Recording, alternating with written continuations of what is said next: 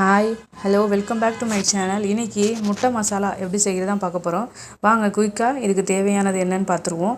சோம்பு, ஜீரகம் தாளிக்கிறதுக்கு, பச்சை மிளகாய், பெரிய வெங்காயம் 2, தக்காளி 2, தேங்காய் எடுத்து வச்சுக்கோங்க. புதினாவும் கொத்தமல்லியும் கொஞ்சம் கொஞ்சம் இருந்தால் போதும். ரொம்ப அதிகமாக ஊற்றினா பச்சை வாசனை வந்துடும். அதனால் கொஞ்சமாக டேஸ்ட்டுக்காக எடுத்து வச்சுருக்கேன்.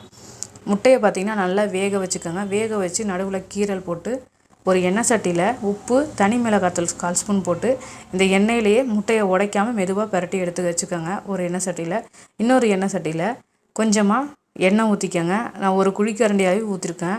1/4 ஸ்பூன் சோம்பு, பச்சை மிளகாய், கருவேப்பிலை போட்டு நல்லா பொரிஞ்சதுக்கப்புறம் வெங்காயம் போட்டுக்கோங்க.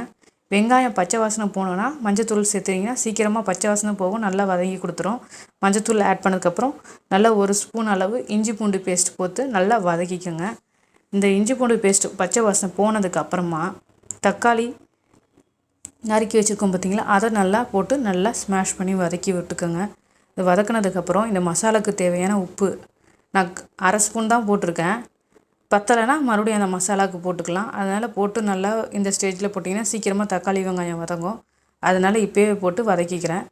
பார்த்திங்கன்னா அரைக்கிறதுக்கு ஒரு 2 தக்காளி, நம்ம எடுத்து வச்சுருக்கிற புதினா, கொத்தமல்லி இதை தனியாக அரைச்சிக்கணும்.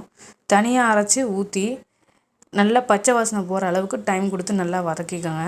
நல்லா வதக்கினதுக்கப்புறமா நம்ம வீட்டு மிளகாத்தூள் இருக்குது பார்த்திங்களா, நம்ம வேறு ஏதாவது பிராண்டட் மிளகாத்தூள்லாம் யூஸ் பண்ண மாட்டேன்.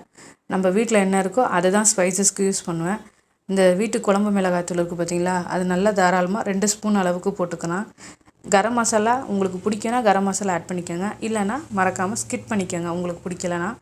எனக்கு பிடிச்சிருக்கு, அதனால் நான் போட்டு ஆட் பண்ணேன். நல்லா டேஸ்ட்டாகவும் இருக்கும். அதனால் கரம் மசாலா போட்டுட்டு நம்ம வீட்டு குழம்பு மிளகாத்தூளும் இந்த தண்ணியிலே பார்த்திங்கன்னா பச்சை வாசனை போகிற அளவுக்கு நல்லா வதக்கி விட்டுக்கோங்க.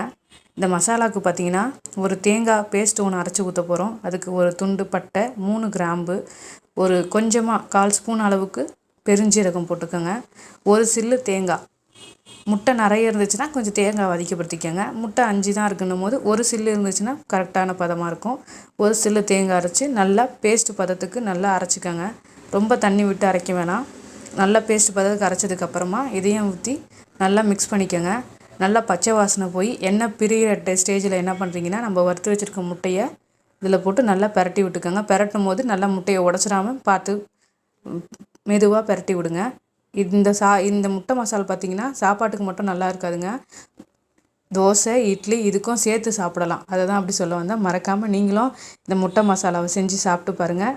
நிஜமாலே நல்லா இருந்துச்சுனாலும் கமெண்ட் பண்ணுங்கள், சப்ஸ்கிரைப் பண்ணுங்கள், சேனலுக்கு சப்போர்ட்